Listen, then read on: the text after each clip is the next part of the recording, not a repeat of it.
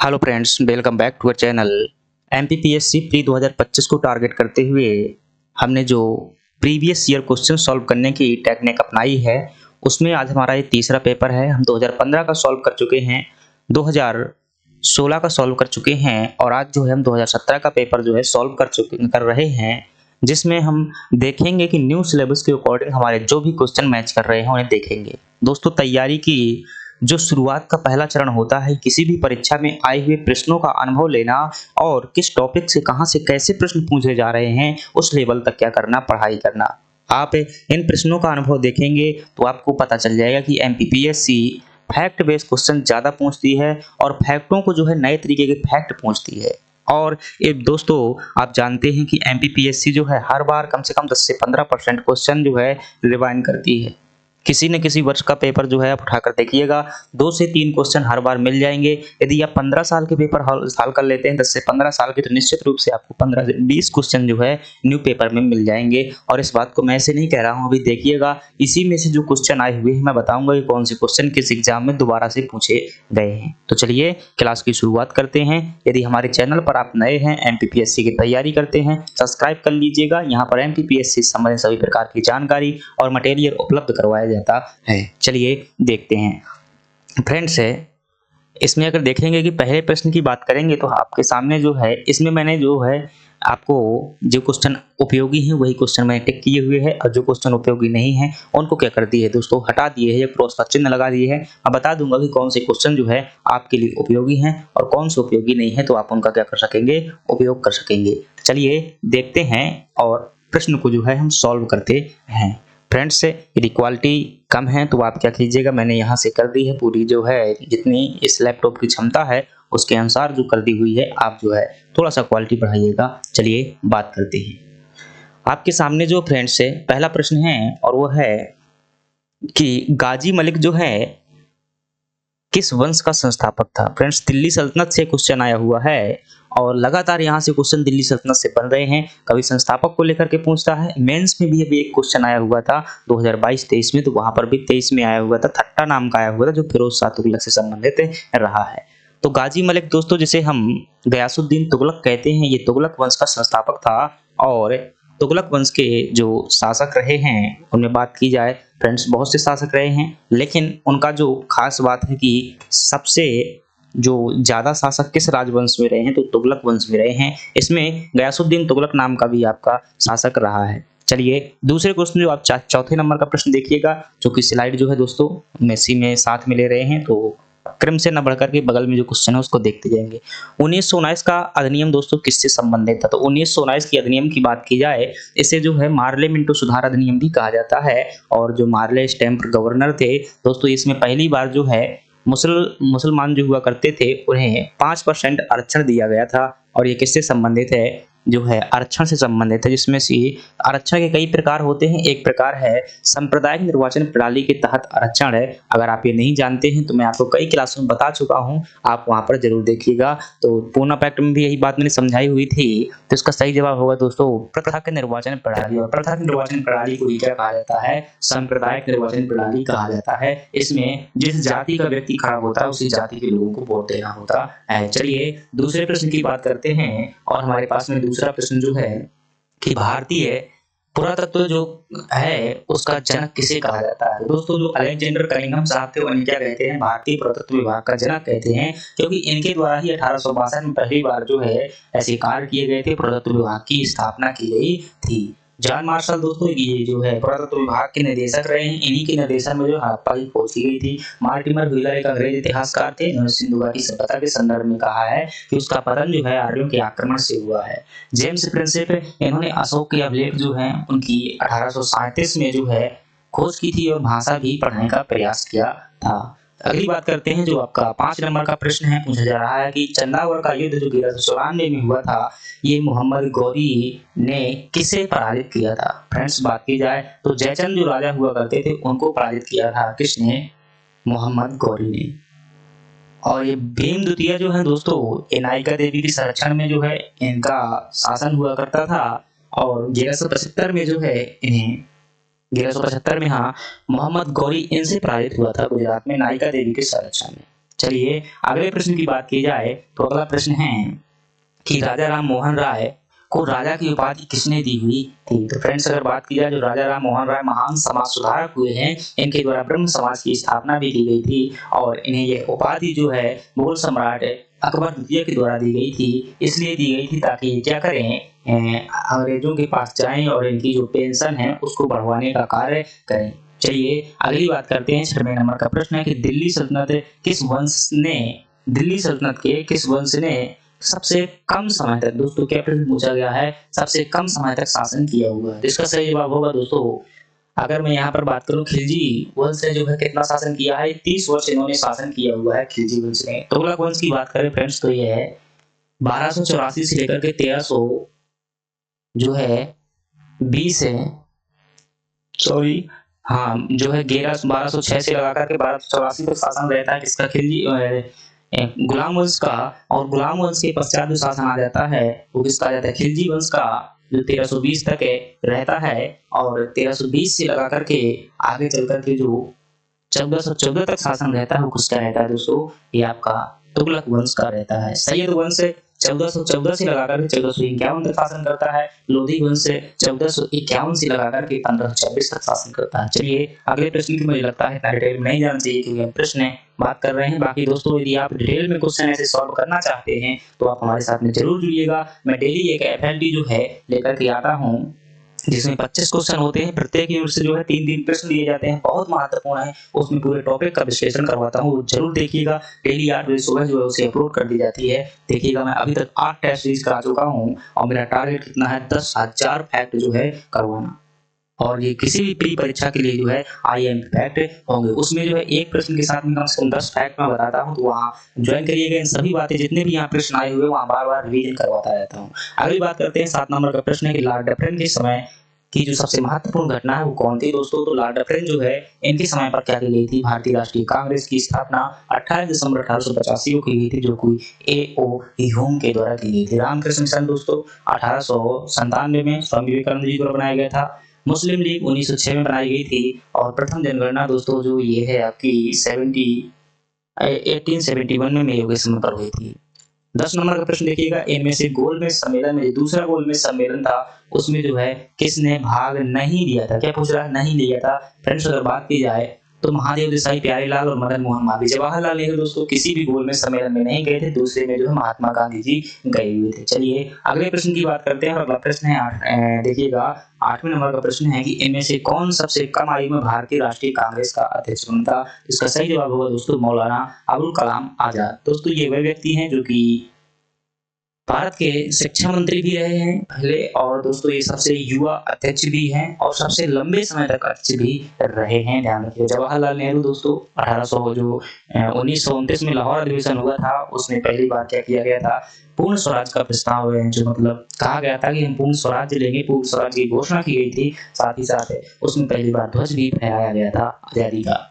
11 number का प्रश्न देखिएगा कि निम्नलिखित में से कौन सा देश कैस्पियन सागर से सीमा नहीं बनाता है। हालांकि वर्तमान सिलेबस में नहीं है, फिर भी आप देख सकते हैं अजरबैजान, ईरान, इराक, कजाकिस्तान। तो दोस्तों यहाँ पर देखेंगे इराक जो है सीमा नहीं बनाता है। चलिए अगला प्रश्न देखते हैं। 9 नंबर का प्रश्न है कि भारत में नियमित वैज्ञानिक ढंग से जनगणना किस वर्ष प्रारंभ हुई थी। दोस्तों अगर पूछ जाए पहली बार जनगणना कब हुई थी तो आप क्या बताएंगे, 1871 में मेयो के समय पर हुई थी, लेकिन लिटन के समय पर आगे चल करके क्या हुई, 1881 में जनगणना हुई। दोस्तों ये क्या थी, भारत में पहली वैज्ञानिक जनगणना थी। कयाल क्या है, कई बार चर्चा कर चुके हैं इसी में क्वेश्चन में से, जो बहुत बातें सभी बातें चर्चा होती रहती हैं, आप जरूर वहां पर देखिएगा, यकीन मानिए बहुत फायदा होगा। दोस्तों 5 वर्ष जो है 5 बार फ्री दे चुका हूँ, बहुत सारे क्वेश्चन कायम हो गए, 20-25 वर्षों के MPPSC के पेपर सॉल्व कर चुका हूँ, कई सारी टेस्ट सीरीज। तो आप जरूर इस चीज का जो है निःशुल्क लाभ लीजिएगा। जो चीजें आप कोचिंग में ले रहे हैं यकीन मानिएगा वो पूरी अनुभव के साथ में मैं आपको निःशुल्क दे रहा हूँ। तो आप ऐसे जो है ये फ्री की चीजें ले लीजिएगा। क्यों भाई, जो है भीड़ में आप क्या कर रहे हैं, कार्य कर रहे हैं, और भीड़ से कार्य करने से कुछ नहीं होता है। आप चलिए खैर बात करते हैं आगे। कयाल क्या है, तो कयाल की बात की जाए दोस्तों, कयाल जो है आपका ये केरल के लैगून है। अब देखिएगा ये केरल में जो इस प्रकार से हमारा दक्षिण भारत है, कि टाइम लगता है इसे करवाने में, 100 क्वेश्चन है, टाइम लग जाएगा। यहाँ पर जैसे आपका केवल क्या मिल जाएगा, केरल राज्य मिल जाएगा। अब यहाँ पर किनारे से समुद्र है तो यहाँ पर क्या हो जाती है, ऐसी बालू जो है लग जाती है। बालू लग जाने के कारण यहाँ पर बीच में पानी भर जाता है, तो ये खारा पानी जो होता है, इन्हीं झीलों को क्या कहा जाता है दोस्तों, जो है लैगून झीलें जो होती हैं, लैगून झीलें कहा जाता है। और ऐसी लैगून जो केरल में पाई जाती हैं उन्हें क्या कहा जाता है, कयाल कहा जाता है। इसका सही जवाब क्या होगा, ऑप्शन डी हो जाएगा। चलिए अगला प्रश्न देखते हैं, और अगला प्रश्न है 13 नंबर का प्रश्न है, आप देखिएगा। और 13 नंबर में पूछा जा रहा है आपसे कि निम्नलिखित में से कौन सा युग्म सुमेलित नहीं है। दोस्तों ये आप देख पा रहे हैं दिए गए ऑप्शन में जो है ये विभिन्न प्रकार की स्थलाकृतियां हैं, जो कि कोई नदी से बनती है, कोई वायु अपरदन से बनती है, कोई बर्फ से बनती है, कुछ अलग से बनती है। तो इसमें आप देखेंगे कि कैनियन दोस्तों नदी से बनता है, सही बात है। आपने ग्रैंड कैनियन का नाम सुना होगा जो कि यूएसए में पड़ता है। जीवजन दोस्तों वायु के अपरदन से मरुस्थलीय क्षेत्रों में एक प्रकार की टीला बन जाता है, उसे जीवजन कह दिया जाता है। इंसेलबर्ग दोस्तों, ये इंसेलबर्ग जो है ये बर्फ से न बनकर के जो रेगिस्तान क्षेत्र में बनता है, हवा से बनता है, मोरेन हिमनद से। सही है। 17 नंबर का प्रश्न देखिएगा कि निम्नलिखित में से कौन सा युग्म सही सुमेलित नहीं है। दर्रा दिए हुए हैं और राज्य दिया हुआ है, तो लिख दर्रा उत्तराखंड में, सही बात है। नाथुला दर्रा दोस्तों ये आपका ये सिक्किम में पड़ता है, तो ये आपका क्या हो जाएगा, गलत हो जाएगा। यही आपका सही है, कौन सुमेलित नहीं है। रोहतांग दर्रा हिमाचल प्रदेश में, पालघाट केरल में, सही बात है, सही है। अगली बात की जाए जो आपसे पूछा जा रहा है, यहाँ पर प्रश्न है कि जो स्ट्रामबोली क्या है दोस्तों, आप जानते हैं इसे भूमध्य सागर का प्रकाश स्तंभ भी कहा जाता है, और यह एक प्रकार का ज्वालामुखी है और लिपारी द्वीप पर स्थित है, जो भूमध्य सागर में इटली के पास में स्थित है। लेकिन ये किस प्रकार का ज्वालामुखी है, जानते हैं हम 3 प्रकार के होते हैं। प्रसुप्त ज्वालामुखी होता है, मृत ज्वालामुखी होता है, सुसुप्त ज्वालामुखी जो मतलब जागृत ज्वालामुखी होता है। इसी को सक्रिय ज्वालामुखी भी कह दिया जाता है। जागृत ज्वालामुखी का सही वाक्य हो जाएगा ऑप्शन बी हो जाएगा। इससे लगातार जो है लाभ निकलता रहता है। संप्राय मैदान दोस्तों किससे संबंधित है, तो संप्राय मैदानों की अगर बात करेंगे दोस्तों, ये मेंस में भी 3 नंबर का प्रश्न आ चुका है एमपीपीएससी में कि संप्राय मैदान न लिख करके वहां पर इंग्लिश वर्जन लिखा हुआ था, इसे कहते हैं कैनी प्लान कह दिया जाता है। ये नदी से दोस्तों निर्मित होने वाला क्या होता है, मैदान क्या कहलाता है, संप्राय मैदान कहलाता है। चलिए अगले प्रश्न की बात करते हैं। तो क्वेश्चन जो दोस्तों रिपीट होते रहते हैं, 2-2 नंबर के प्रश्न जो आते हैं एमपीपीएससी की पूरी संभावना। ये प्रश्न देखिएगा भाई, अभी तुम उठाकर देख लीजिएगा, कब एमपीपीएससी प्री 2024 का पेपर उठाकर देखिएगा। पूछा गया है कि जल प्रदूषण नियंत्रण निवारण अधिनियम किस वर्ष लागू हुआ था, तो कब था ये आपका 1974 में था। 1981 में वायु प्रदूषण नियंत्रण निवारण अधिनियम लाया गया था। 1980 में जो है पर्यावरण अधिनियम लाया गया था, वन्य जीव पर्यावरण अधिनियम लाया गया था। और 1986 में पर्यावरण संरक्षण अधिनियम लाया गया था। जो पर्यावरण अधिनियम था 1980 में था, वन्य जीव पर्यावरण संरक्षण अधिनियम। तो ये प्रश्न रिपीट हुआ है, और ऐसे कई प्रश्न रिपीट होते हैं, अभी देखते जाएंगे। तो एक प्रश्न रिपीट हो गया तो ऐसे हर पेपर से जो है 2 से 3 प्रश्न जो है रिपीट किए जाते हैं। तो अगर आप 15 साल के पेपर हल करते हैं तो कम से कम आपके पास में 20 से 25 प्रश्न ऐसे होंगे दोस्तों जो सीधे सीधे देखने को मिल जाएंगे, और इन्हीं के आसपास से प्रश्न बनते हैं। जितने पर्यावरण संरक्षण संबंधी अधिनियम है भाई 4-5 है। गंगा प्राधिकरण हो गया, पर्यावरण संरक्षण हो गया, वायु प्रदूषण नियंत्रण निवारण हो गया, वन्य जीव संरक्षण अधिनियम हो गया, जैव विविधता को 5 अधिनियम एक साथ जो है रिवाइंड कीजिएगा। और ऐसी चीजें दोस्तों मेरे पास में इन चीजों को इकट्ठा करवाने की जो अनुभव है मैं वो आपको करवाता हूँ। यकीन मानिए इसका लाभ भी होता है। पिछली बार ऑफलाइन ऐसे ही मैंने मतलब प्रैक्टिस तौर से करवाया था, तो उसमें से लगभग 70 प्रश्न आए हुए थे। इस बार और अच्छे से करवा दूंगा तो यकीन मानिए 75 प्रश्न आ जाएंगे। निम्नलिखित में से कौन सा क्षेत्र टोडा जनजाति का मूल निवास है, दोस्तों जो नीलगिरी पहाड़ियां हैं। नीलगिरी की पहाड़ी सबसे ऊंची चोटी कौन सी है, आपकी दोदा बेटा की पहाड़ी है। वहीं पर दोस्तों क्या रहती है, टोडा जनजाति रहती है, जो कि एक पशुपालक जनजाति है, औषधियों की ज्ञाता भी होती है। तो नीलगिरी में रहती हैं ये जनजातियां। गारो पहाड़ियां, ये आपकी गारो और जयंतियां मेघालय में पड़ती हैं। चलिए अगली बात करते हैं। जो 16 नंबर का आपके पास प्रश्न है, इसमें पूछा गया है कि 2011 की जनगणना के अनुसार जो है भारत में जनसंख्या घनत्व कितना है। देखिए तो 382 जो है भारत का जनसंख्या घनत्व है 2011 की जनगणना के अनुसार। राष्ट्रमला तेल शोधन केंद्र कहाँ स्थित है, आप चाहें तो इसे याद कर सकते हैं, करंट अफेयर क्वेश्चन है। सऊदी अरब में तेल शोधन केंद्र स्थित है। अगले प्रश्न की बात करते हैं, और अगला प्रश्न है आपके सामने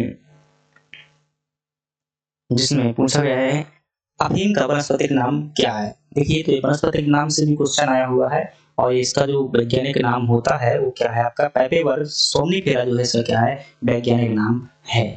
और ये दोस्तों मध्य प्रदेश के नीमच जिला है, वहां पर जो है पाया जाता है। ध्यान रखिएगा, एक बार ऐसा प्रश्न भी आ चुका है कहीं पर मैंने देखा है, अफीम कौन सी फसल है, आप क्या बताएंगे, रबी की फसल के अंतर्गत आती है। ध्वनि तरंगों का तीव्र प्रगमन होता है, मतलब कहाँ पर बहुत तेज से चल पाती है, तो दोस्तों जो ध्वनि तरंगें होती हैं सबसे तेज कहाँ पर चलती है, ठोसों में चल पाती हैं। चलिए अगला प्रश्न देखते हैं। अगला प्रश्न आपसे पूछा गया है कि विश्व जो 22 नंबर का प्रश्न देखिएगा, विश्व से चेचक का अनुमोदन कब घोषित किया गया था? तो दोस्तों ये आपका 1980 में जो है चेचक का अनुमोदन घोषित किया गया था। 1975 में आइसिंग के जो है आपका पोलियो का विश्व से उन्मूलन घोषित किया गया था, मतलब कई देशों में, लेकिन पोलियो कार्यक्रम चलाया गया था 1975 में। बाद में जो है भारत ने 1995 के आसपास चलाया और 2014 में भारत को पोलियो मुक्त घोषित किया गया। यहाँ देखिएगा 26 नंबर का प्रश्न है कि मनुष्य की आंख में किसी वस्तु का प्रतिबिंब कहाँ पर बनता है? तो दोस्तों जो दृष्टि पटल होती है जिसे हम क्या कहते हैं, सबसे आंतरिक परत भी कहते हैं, जिसे रेटिना भी कहा जाता है। यहाँ पर किसी वस्तु का प्रतिबिंब बनता है, ध्यान रखिएगा उल्टा बनता है, बाद में से सीधा कर देती है। और कॉर्निया जो है आपका ये भी पूछ लेता है प्रश्न कि कौन सा भाग दान किया जाता है आंख का, तो कॉर्निया होता है, डोनेट किया जाता है। ये देखिएगा भाई, ये प्रश्न मैं कितनी बार करवा चुका हूँ, कई बार इसे हाईलाइट करवा चुका हूँ कि वेरी मोस्ट इंपोर्टेंट प्रश्न है। आप देखिए अगर पिछली टेस्ट सीरीज मेरी एफएलटी देख रहे हैं तो उसमें कई बार ये प्रश्न करवाया हुआ है कि जीवाणु भोजी क्या है, इंग्लिश में से बैक्टीरियोफेज कह देता है। कई लोग समझ लेते हैं कि जीवाणु आगे से लगा हुआ तो जीवाणु ही होगा, दोस्तों जीवाणु नहीं है, ध्यान रखिएगा। न्यू समझ लीजिए, जीवाणु का भोजन करने वाला है। जीवाणु का भोजन करने वाला कौन है? एक प्रकार का वायरस है, ध्यान रखिएगा। तो जीवाणु का भोजन करने वाला एक प्रकार क्या है? विषाणु है, जो गंगा नदी में पाया जाता है। चलिए अगले प्रश्न की बात करते हैं। अगला प्रश्न है आपके सामने 24 नंबर का प्रश्न देखिएगा। 24 नंबर में क्या पूछ रहा है कि पौधों में अर्धसूत्री विभाजन के अध्ययन के लिए सबसे उपयुक्त भाग कौन सा होता है? तो आपको पता होगा परागकोश होता है। मानव में जो है गुर्दे निम्नलिखित में से किस प्रणाली के अंग है? दोस्तों गुर्दा आप जानते हैं किडनी भी कह दिया जाता है। ये जो है किसका अंग है? न्यूट्रिशन का तो है नहीं, वही ट्रांसपोर्टेशन, ये ब्लड होता है, और रेस्पिरेशन इसमें फेफड़े होते हैं, तो इसका हो जाएगा आपका एक्सक्रीशन, जिसे हिंदी में कहेंगे उत्सर्जन तंत्र कहेंगे। चलिए अगले प्रश्न की बात करते हैं। अगला प्रश्न है आपके सामने जो है 28 नंबर का प्रश्न देखिएगा, जिसमें पूछा गया है आपसे कि निम्नलिखित में से कौन सा जो रोग है प्रोटोजोआ द्वारा, अभी कल ही भाई एफएलटी में क्वेश्चन करवाया था, अगर देखा हुआ है आपने तो निश्चित रूप से आपको पता होगा। सेम टू सेम ऑप्शन थे भाई, क्योंकि हम प्रैक्टिस करते रहते हैं तो फिर क्या है, वही क्वेश्चन रिपीट होते हैं, ध्यान में दिमाग में भी आते हैं। तो इसमें प्रोटोजोआ से कौन सा रोग होता है पूछ रहा है। जो है आपका विब्रियो कैलोरी नाम के जीवाणु से होता है। डिप्थीरिया माइकोबैक्टीरियम डिप्थीरियाई जीवाणु से होने वाला रोग है। निमोनिया डिप्लोकोकस निमोनी नाम की जीवाणु से होने वाला रोग है। और मलेरिया दोस्तों प्लाज्मोडियम नाम के एक परजीवी द्वारा होता है, जो कि प्रोटोजोआ है। लेंस की शक्ति किससे मापी जाती है? तो आप जानते हैं जो डायोप्टर से लेंस की शक्ति मापी जाती है। अगली बात करते हैं और 29 नंबर का प्रश्न है कि संवहन द्वारा ऊष्मा का स्थानांतरण, ऊष्मा स्थानांतरण की फ्रेंड्स 3 विधियां होती हैं। मेंस में प्रश्न जो है आपका पूछा जा चुका है।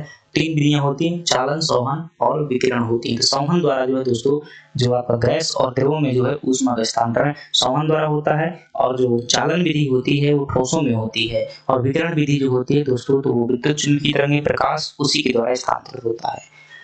निम्नलिखित में से किसे एक ल्यूब्रिकेंट यानी कि स्नेहक के रूप में प्रयोग किया जा सकता है? तो आप जानते हैं कि जो ग्रेफाइट है इसका प्रयोग हम स्नेहक का दोस्तों मतलब क्या होता है? चिकनापन जो होता है, चिकनेपन के रूप में ग्रेफाइट का उपयोग किया जाता है। आप देखेंगे तो वहां पर मिल जाएगा आपको, कहाँ भाई, ये परमाणु भट्टी होती है वहां पर इसका उपयोग करते हैं। चलिए अगले प्रश्न की बात करते हैं और 30 नंबर का प्रश्न देखिएगा। निम्नलिखित में से कौन सा युग्म सही सुमेलित नहीं है? दोस्तों ये प्रश्न को एमपीपीएससी ऐसे पूछती है कि निश्चित रूप से क्या है पता नहीं चलते हैं। ये प्रश्न भी ऐसा ही है, कौन सा सही सुमेलित नहीं है, तो इसको मैंने काफी पढ़ा है। तो ये खोज करता भाई, कोई कई विटामिन के क्या करते हैं, कोई खोज करते हैं, कोई क्या करते हैं, नामकरण करते हैं। तो इसमें देखेंगे तो विटामिन ए की खोज मैकुलर ने की, सही है। बी की खोज मैकुलर ने की, भी सही है। विटामिन सी का जो है जेम्स लिंड से संबंधित रहे हैं कहीं ना कहीं, लेकिन खोज जो है दूसरे ने की हुई थी। तो आप क्या बताएंगे इसमें? विटामिन डी का जो पॉल मुलर से संबंधित नहीं है, क्योंकि पॉल मुलर जो है दोस्तों ये जो है कुछ अलग चीज से संबंधित है। आई थिंक इन्होंने कोई टीका का निर्माण ऐसे कुछ किया था, तो इससे संबंधित विटामिन से संबंधित ही नहीं है व्यक्ति।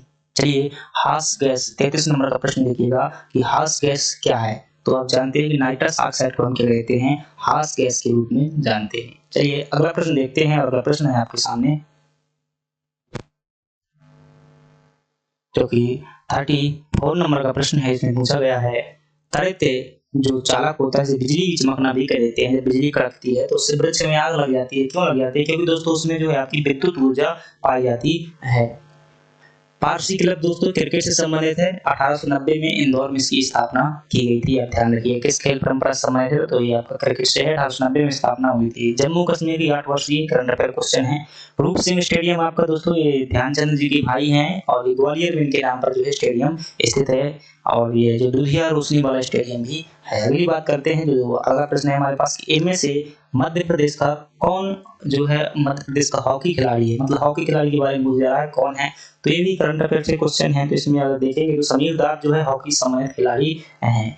अमिताभ विजयवर्गीय दोस्तों कौन है, तो ये वर्तमान में राजनीति में खूब चल रहे हैं। तो इन्होंने जो क्रिकेटर रहे हैं ये और समिति के अध्यक्ष भी बन चुके हैं क्रिकेटर की। अगली बात करते हैं और अगला है,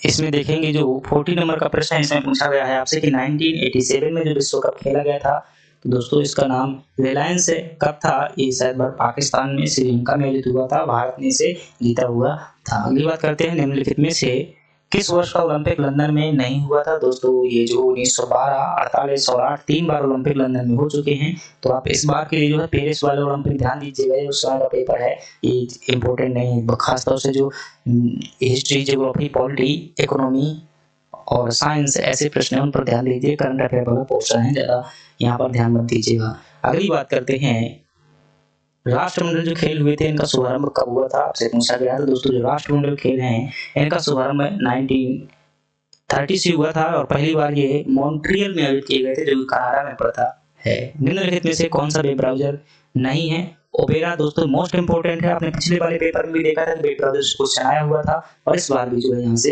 पूछा गया है। तो इसमें देखेंगे आप, तो ये आपका ओपेरा वेब ब्राउजर है। विवाल्डी भी है, मोजिला फायरफॉक्स भी है, लेकिन ये आपका गूगल एप्स जो है एक प्रकार की क्या है सर्विस है फ्रेंड्स, कोई वो नहीं है। तो इसका सही ऑप्शन क्या हो जाएगा, ऑप्शन बी हो जाएगा।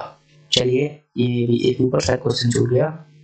45 नंबर का प्रश्न देखिएगा कि यदि आप इंटरनेट की उस सेवा को क्या कहते हैं जिसमें ऑडियो भी आता है और वीडियो भी आता है। दोस्तों सभी लोग जानते हैं, शायद करते भी होंगे।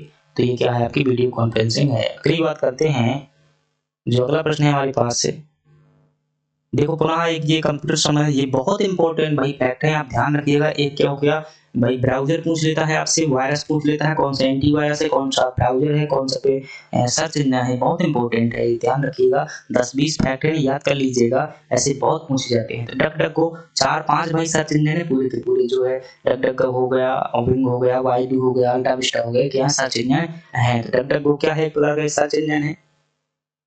www का आविष्कार किसने किया था। दोस्तों टिम बर्नर्स-ली थे, ये क्या किया था, इन्होंने www का आविष्कार किया था। इसका पूरा नाम भी पूछा जा चुका है, वर्ल्ड वाइड वेब जो होता है। अब देखिए जैसे यहाँ पर क्या पूछ लिया, यहाँ से पूछ लिया आपसे www का आविष्कार कौन है।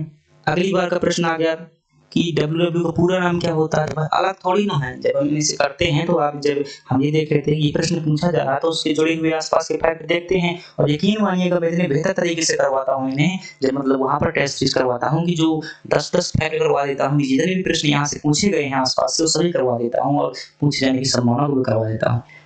रे टॉमलिंसन जो है, टॉमलिंसन दोस्तों ये भारतीय एक क्या है कंप्यूटर वैज्ञानिक है और इन्होंने ईमेल का आविष्कार किया था और इस बात को जो है लाइसेंस से अमेरिका ने दिया था, लेकिन बाद में पता नहीं लोग कहते हैं कि सिवा या दुरई और रे टॉमलिंसन।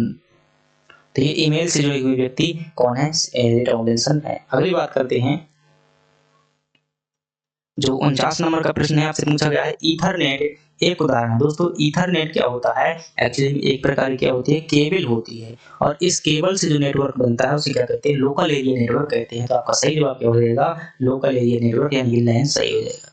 देखिएगा थोड़ा सा प्रश्न जो है आपका लॉजिकल प्रश्न है, फिजिक्स का प्रश्न है, आप इसे देखिएगा समझिएगा, मैं बता दूंगा। किसी बल्लेबाज द्वारा क्रिकेट गेंद को मारने पर गेंद समतल जमीन पर रखती है, कुछ दूर रखने के पश्चात गेंद रुक जाती है। गेंद रुकने के लिए धीमी गति होती है, क्यों हो जाती है धीमी गति, ये पूछा है भाई।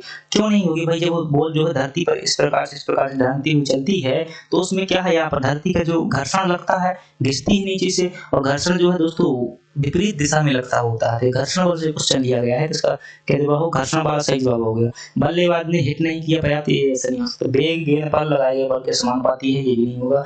गेंद पर गति की दिशा में विपरीत एक बल कार्य करता है दोस्तों, इसी बल को क्या कहते हैं, घर्षण बल कहते हैं। विरोधी बल होता है ना, घर्षण बल जो है किसी वस्तु दो वस्तुओं के सतह के मध्य लगने वाला विरोधी बल क्या कहलाता है, घर्षण बल कहलाता है। अगले प्रश्न की बात करते हैं, जो आपका 15 नंबर का प्रश्न है और आपसे पूछा गया है कि मॉडेम परिवर्तित करता है। दोस्तों मॉडेम जो होता है, आप तो बात करते हैं तो आपके सिग्नल को चेंज कर देता है डिजिटल रूप में, और दूसरी मोबाइल में जो आपकी बात पहुंचती है तो उस डिजिटल सिग्नल को पुनः एक टेक्स्ट के रूप में या वॉइस के रूप में कन्वर्ट कर देता है, एनालॉग सिग्नल में कन्वर्ट करता है। तो ये एनालॉग सिग्नल को डिजिटल में कन्वर्ट करता है, बात सही है। डिजिटल सिग्नल को एनालॉग में करता है, ये भी बात सही है। मॉडेम वास्तव में क्या होता है दोस्तों, मॉड्यूलेटर और डिमॉड्यूलेटर का जो है मिला जुला एक मशीन होती है, उसमें दोनों यंत्र लगे होते हैं, मॉड्यूलेटर भी और डिमॉड्यूलेटर भी। मॉड्यूलेटर क्या करता है, जो आपका एनालॉग सिग्नल होता है उस डिजिटल सिग्नल में कन्वर्ट करता है, जो डिमॉड्यूलेटर होता है वो क्या करता है, डिजिटल सिग्नल को पुनः एनालॉग सिग्नल में कन्वर्ट करता है। चूंकि मॉडेम दोनों का मिश्रण है तो दोनों कार्य करेगा, तो इसका ऑप्शन सी सही हो जाएगा। कई बार ये प्रश्न आ चुका है भाई, अभी भी आ सकता है, पूरा मोस्ट इंपोर्टेंट है, क्योंकि अभी भी आपका कंप्यूटर टेक्नोलॉजी में 1 सेकंड 5 सेकंड का समय दीजिएगा तो बस।